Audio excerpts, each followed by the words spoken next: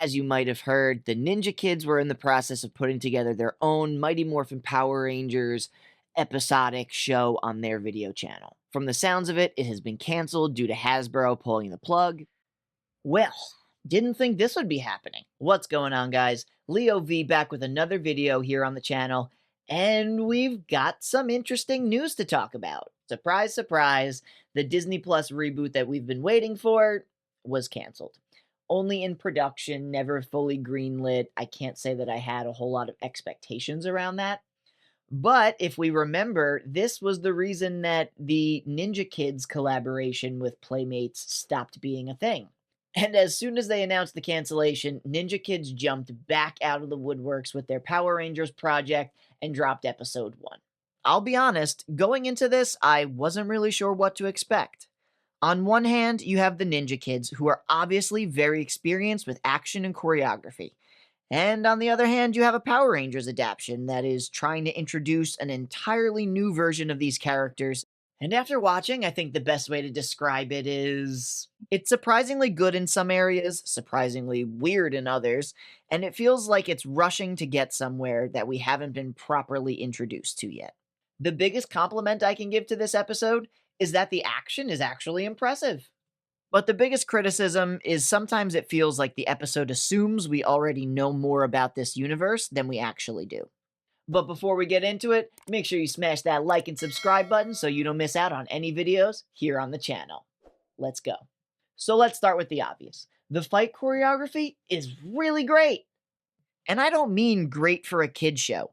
The choreography is legitimately fun to watch, especially the out-of-suit fights. There's a lot of movement, the actors look like they're participating in the fight instead of just standing around waiting their turn, and there's a physicality to the action that fits the Ninja Kids brand really well. Even some of the little moments work too. Their quips about the prom really felt unnecessary, but ending it with that double kick backflip takedown was fucking cool. That's the kind of action I want from Power Rangers. The visual effects are also surprisingly decent. The putties exploding don't look terrible, and the added effects during the fights generally don't get in the way. Now, let's talk about the morphing sequence. Other than the fact that the Rangers morphed in the wrong order, and yes, that is a small thing to complain about, but when you're a fan of Power Rangers, you know the order. Why not just do it correctly? Other than that, it's not the worst sequence. Actually, there was something I kind of liked about it.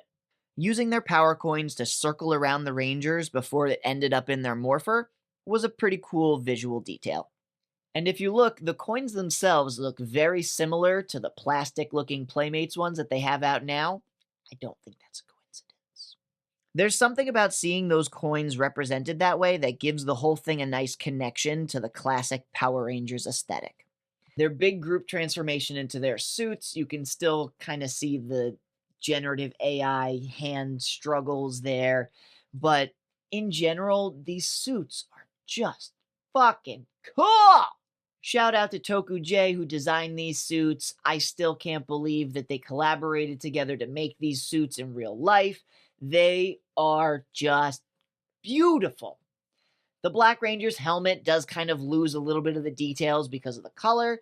It doesn't necessarily have like the eyes or like the brighter kind of gray in the tusks that'll make it really stand out. But other than that, these suits are fucking beautiful, eh?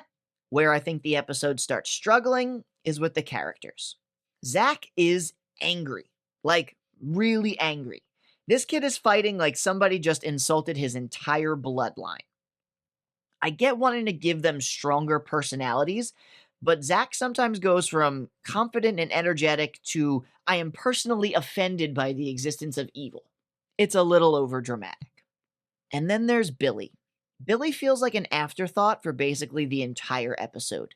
And then when he does speak, the dialogue is often trying way too hard to remind us that he's the smart one. And you know exactly what I mean. Billy says something incredibly scientific, and instead of feeling like a naturally smart teenager, it feels like the writer stopped and said, wait, Billy needs to say something smart here. Volume exceeding 92 decibels will penetrate the sound numbers. I need you to be quiet. I'm just exercising my right to roast this clown. We see scenes of him tinkering with Alpha 5 while Zach is just screaming and freaking out. It just doesn't feel like the characters. Maybe there's a reason for them to feel this way, but it hasn't been shown to us, so just missing that context. We find out through the news that Lord Zedd is teaming up with the president and won a Nobel Prize, save the world, or something. It would be nice to have some explanation behind that or have seen it happen, but nope, we just pass right on past that. And this is where the episode starts to feel like it's moving through plot points rather than actually letting us experience the story. There's this strange issue with the dialogue itself. Some of the jokes and quips feel like they're trying to be modern and funny, but they just don't feel like Power Rangers. The prom jokes being a good example of this. They're not necessarily bad, it just feels like it's from a completely different show. And then you have that victory walk down the street. The Rangers are walking together after their victory, and it's just so aggressively corny that I actually laughed. It was awesome! You know what? It was so sick. Man, you guys go to the game tonight? Wouldn't miss it. The real question is, you gonna throw me the winning touchdown? Depends. You be at the right place at the right time? But not because it felt like classic Power Rangers. It felt more like a parody of what someone thinks Power Ranger victories should be. And let's not forget Lord Zedd. This is where things get interesting. The Rangers are suddenly knocked out, and the whole thing feels like it could be some sort of fear-induced dream or vision. Maybe Lord Zedd is using his magic to get inside their heads. If that is what's happening, that's a pretty good idea. Problem is, we don't really get enough context.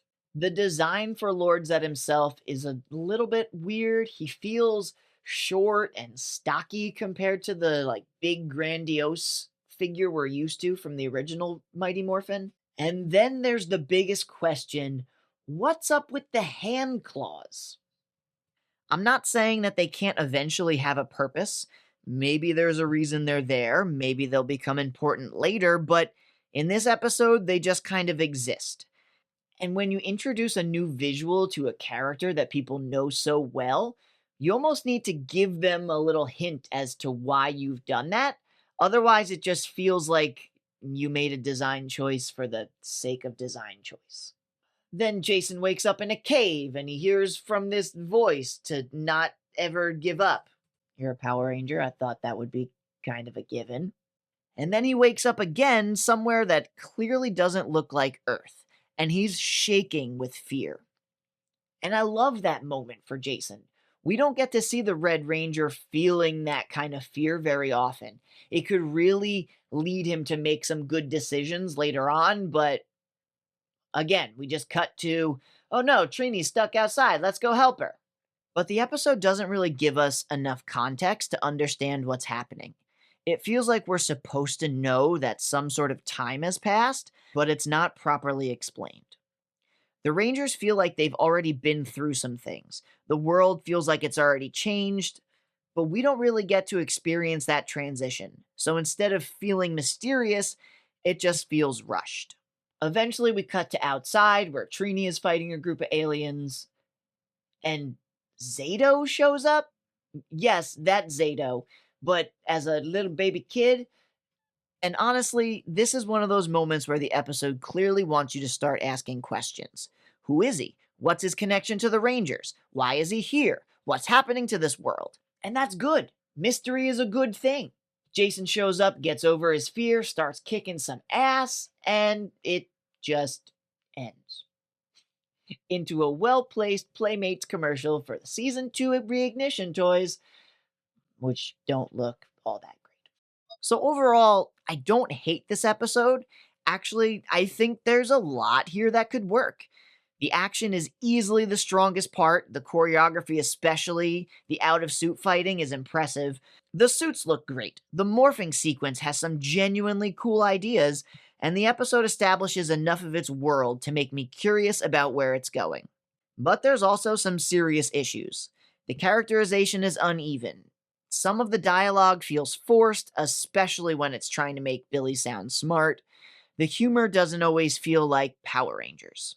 And most importantly, the episode feels like it's rushing through its setup. There's an implied history and an implied time jump that I don't think the audience gets enough information to understand. But here's the thing, it's still interesting, and that's probably the most important thing a first episode can accomplish. There are enough unanswered questions here that I want to see what happens next. Why is Zato here? What's happening with Zordon? What's the deal with Lord Zedd? And what exactly happened between the beginning of the story and where we find Jason at the end? So while I wouldn't call episode 1 perfect, the foundation is there.